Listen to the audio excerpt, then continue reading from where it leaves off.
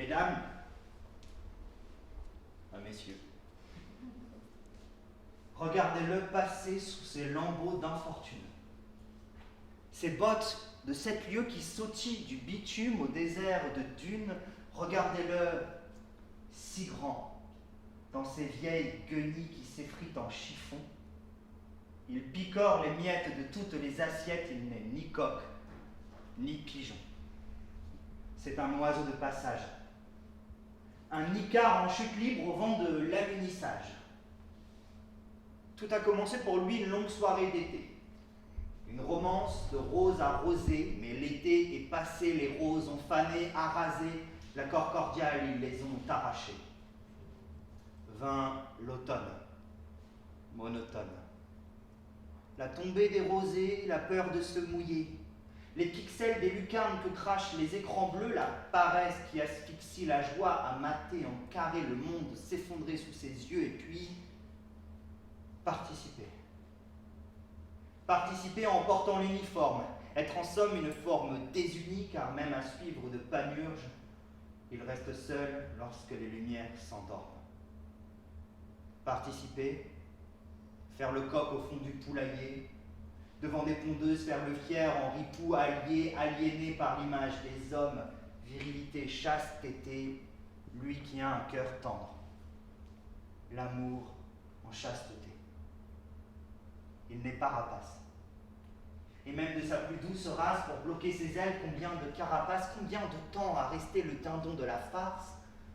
Voici qu'un matin, il balance sur sa propre histoire un pavé dans la mare, dévie sa trajectoire à sens inverse dans la danse des vilains petits canards, un pavé balancé, aussi simple qu'une caillasse sur la marelle, pour une vie de jeu grimpée de la terre au ciel.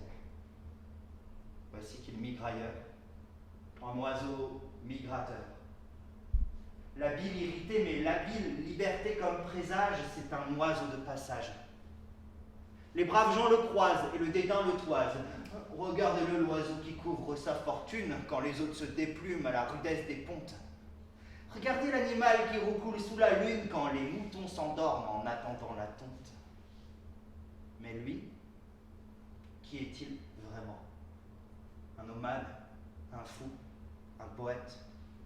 Lorsqu'il trouve l'émerveillement dans ses plus simples quêtes, l'alchimie des rencontres charge son esprit d'or. Il lâche prise au hasard et dehors s'endort. Il fixe le plafond et il voit des météores. Il vivote plus qu'il ne vit, convive de ses hôtes. Un résident à l'éphémère, un habitat partiel, lui toujours dans une passerelle, une nouvelle parcelle partie pour la patrie qui lui cède toutes les parts de ciel. Il s'envole, direction les cimes.